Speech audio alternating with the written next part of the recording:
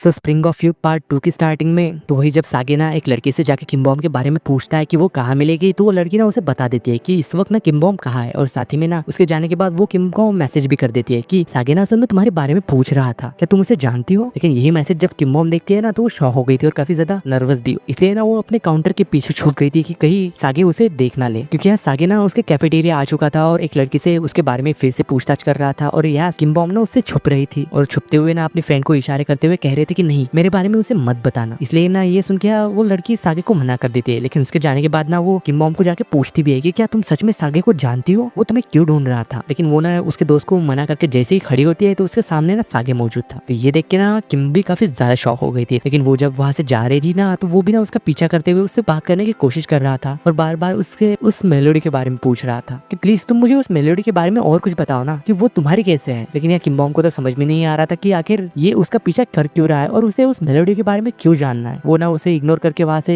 जाने लगती है। लेकिन फिर भी यहाँ पे सागे ना उसके पीछे पीछे जा रहा था और उससे बार बार यही पूछ रहा था कि इस मेलोडी के बारे में तुम कैसे जानती हो, और साथ में बता रहा था कि ये मेलोडी ना हमेशा ही मेरे सपने में मुझे सुनाई देती है। लेकिन फिर भी वो तो उसकी बात सुनी नहीं रही थी। यहाँ सागे उससे कह रहा था कि तुम इतनी जल्दी में जा कहाँ रही हो, कहीं तुम्हारी कोई डेट तो नहीं है ना। तो ये सुन के यहाँ पे वो भी ना कह ही देती है कि हाँ सच में मेरी डेट है और मुझे काफी ज्यादा लेट हो रही है। लेकिन तभी ना वहाँ तायोंग वहाँ आ जाता है और वो ना सागे को डरा रहा था और कह रहा था कि क्या तुम इसे परेशान कर रहे हो। और वो किम बॉम्ब को वहाँ से जाने के लिए कह के सागे को उठा के पटक देता है, क्योंकि वो ना फिर से किम बॉम्ब के पीछे जाने वाला था। और उससे फिर से वार्निंग देता है कि तुम ना किम बॉम्ब से दूर रहो, क्योंकि वो ना तुमसे बात नहीं करना चाहती। लेकिन उसके जाने के बाद यहाँ पे सागे मन ही मन में कह रहा था कि क्या तुम्हें लगता है कि तुम मुझे रोक पाओगे। इसलिए वो ना यहाँ पे सभी लोगों से किम के बारे में पूछ रहा था कि वो कहाँ मिलेगी। और उसे फिर बाद में पता चल ही जाता है कि वो ना असल में एक बैंड का हिस्सा है और वो इस वक्त प्रैक्टिस कर रही है। तो वो भी ना उसके पीछे पीछे वहाँ पहुंच गया था जोर जोर से उसका नाम पुकारते हुए, और उसके पास आके उससे कहता है कि क्या तुम डेट पे नहीं गई, अच्छा तो ये शायद तुम्हारी डेट है। लेकिन यहाँ तायंग को तो ऐसे सागे को यहाँ पे शोर मचाते हुए देख के गुस्सा आ रहा था, इसलिए वो ना उसे वहाँ से जाने के लिए कहता है। लेकिन सागे उससे कहता है कि मैं तो यहाँ पे ये बैंड ज्वाइन करने के लिए आया हूँ। लेकिन ये सुन के ना यहाँ पे सभी लोग काफी ज्यादा भड़क चुके थे और इसी वजह से ना इन दोनों के बीच में कॉम्पिटिशन भी हो जाता है कि अगर सागे जीता तो ये ना उस बैंड को ज्वाइन करेगा, लेकिन अगर तायोंग जीता तो यहाँ सागे ना इस बैंड को ज्वाइन नहीं करेगा। तो इस कॉम्पिटिशन के लिए असल में तायोंग भी मान चुका था। तो उसी दौरान यहाँ पे यूरी वहाँ आ जाती है और वो ना उससे कह रही थी कि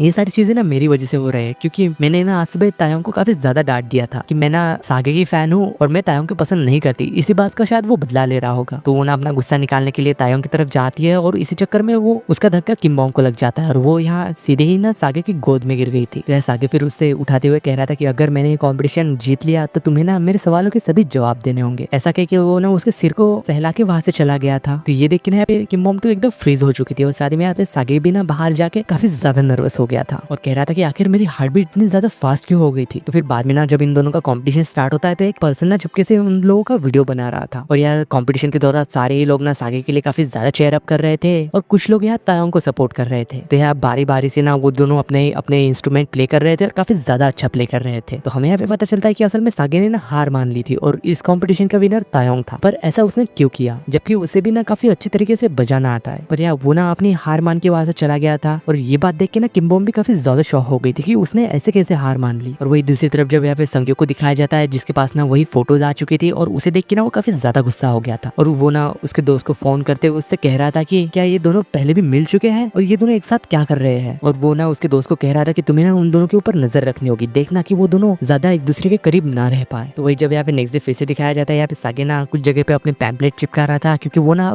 खुद का एक नया बैंड शुरू करने वाला है और वो ना इसके लिए लोगों को पर्चे भी बांट रहा था। तो वही नेक्स्ट सीन में किम बॉम्ब को दिखाया जाता है जो कि वो ना उसी कैफे में आई थी जहाँ के सागे बैठा हुआ था और यहाँ सागे ना असल में किम बॉम्ब को ही देख रहा था। तो किम बॉम्ब ना फिर उसके पास चली गई थी और उससे पूछ रही थी कि तुम यहाँ पे क्यों आए हो। लेकिन यहाँ सागे कह रहा था कि जैसा कि मैंने तुमसे कहा था कि मैं कंपटीशन हार गया इसलिए मैं तुमसे कोई सवाल नहीं पूछ सकता। तो फिर यहाँ पे किम बॉम्ब ना अपने काम पे चली गई थी, यानी कि वो ना यहाँ पे एक पियानो बजाने के लिए आती है और वो जब यहाँ पे पियानो बजाती है तो सागे तो बस उसे देखता ही रह गया था क्योंकि उसे ना ये काफी ज्यादा अच्छा लग रहा था क्योंकि किम बॉम्ब ना काफी अच्छे से पियानो को प्ले कर रही थी। फिर बाद में जब किम बॉम्ब ना वहां से जा रही थी तो सागे ना उसके पीछे पीछे जा रहा था और यही सारी चीजें होते हैं ना संग्यो ने भी देख ली थी। लेकिन वही जब रात को यहाँ पे सागे सो रहा था तो वो अपनी ड्रीम में देखता है कि कैसे उसने संग्यो को मारा था और उसने उससे कहा था कि मैं ना सब जानता हूँ कि उस रात हुआ क्या था। लेकिन जैसे ही वो यहाँ पे उठता है ना तो वो उसके सामने संग्यो को ही देखता है। यहाँ संग्यो उससे कह रहा था कि या तो तुम मिलिट्री चले जाओ या फिर अब्रॉड चले जाओ पढ़ने के लिए, यही तुम्हारे लिए ठीक होगा। अगर तुम मेरी बात नहीं मारोगे तो तुम्हारे साथ ना इससे भी ज्यादा बुरा होगा। तो वही जब हमें पे नेक्स्ट डे कॉलेज में दिखाया जाता है जहाँ के सागे ना कॉलेज जा रहा था तो बंदे ना यानी कि जो कि तायोंग के बैंड के थे वो यहाँ सागे को ना बुली करने की कोशिश कर रहे थे। लेकिन यहाँ सागे सागे ना उन लोगों को इग्नोर करने की कोशिश कर रहा था, पर फिर भी ना वो दो लड़के तो उसे काफी ज्यादा परेशान कर रहे थे और इसी चक्कर में ना वो सागे का धक्का उनमें से एक लड़के को लग गया था और वो ना नीचे गिर के नाटक करने लग जाता है कि उसे ना काफी ज्यादा चोट लगी थी और उसका दूसरा दोस्त इस कप का वीडियो बना रहा था और इस वीडियो को ना वो सागे को बदनाम करने के लिए यूज भी करते हैं, यानी कि वो ना इसका एक और स्कैंडल बना दे देता है। लेकिन वही ये बात जब जीना को पता चलती है ना, तो वो ना संगीव के पास जाके उससे रिक्वेस्ट करती है कि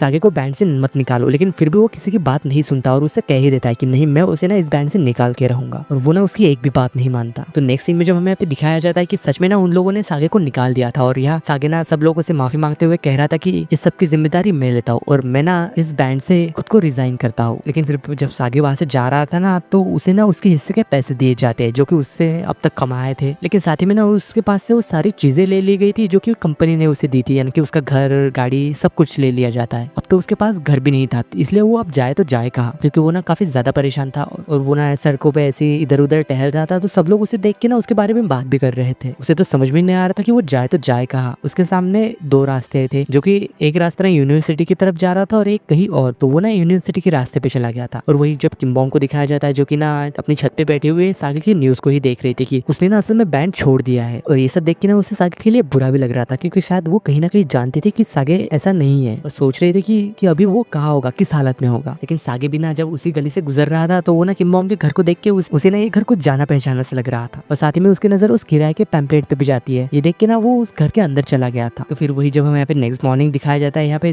जैसे ही किम्बोंग छत पे जाती है ना, तो उसे यहाँ पे सागे दिखाई देता है। तो असल में यहाँ किम की जो आंटी थी ना, वो यहाँ सागे को उसका घर के टूर दिलवा रही थी, क्योंकि वो ना यहाँ पे रहना चाहता है रेंट पे। ये दोनों तो एक दूसरे को देखते ही रह गए थे और साथ ही में एक दूसरे को देख के काफी ज्यादा हैरान भी थे। और तभी हम यहाँ पे फिर कुछ पास के सीन दिखाए जाते हैं। जब तायंग ना किम्बोंग को वहां से ले जा रहा था, तो यहाँ किम्बोंग ना उसे झूठ बोल के वापस से सागे को देखने चली जाती है, जो कि वो ना सब लोग के सामने यहाँ पे परफॉर्म कर रहा था। तो उसे देख के ना वो काफी ज्यादा खुश हो रही थी और उसे काफी ज्यादा अच्छा भी लग रहा था। और साथ ही में एक और फ्लैशबैक दिखाया जाता है, जबकि एक कॉन्सर्ट में ना सागे परफॉर्म कर रहा था और उसी कॉन्सर्ट में यूरी उसकी बहन यानी कि किम्बोंग को लेके आई थी। यहाँ पे सागे कहता है कि जिस भी लड़की की तरफ मैं ये टेडी बियर थ्रो करूंगा और जो भी लड़की ये टेडी बियर पकड़ेगी, मैं उसे ना डेट करूंगा। तो ये जैसे ही उसे थ्रो करता है तो ये टेडी बियर सीधे जाके ना किम के पास आ जाता है, यानी कि किम ने ना उसे कैच कर लिया था और उसे ये देख के बिल्कुल भी अपनी आंखों पे यकीन नहीं हो रहा था, क्योंकि वो ना इस बात से काफी ज्यादा खुश थी। यानी कि इस बात से हम समझ सकते हैं कि किम्बोंग भी ना सागे की काफी ज्यादा बड़ी फैन है और वो भी ना उसे काफी ज्यादा पसंद करती है बहुत पहले से। और इसी सीन के साथ स्प्रिंग ऑफ यूथ के पार्ट 2 की एंडिंग होती है।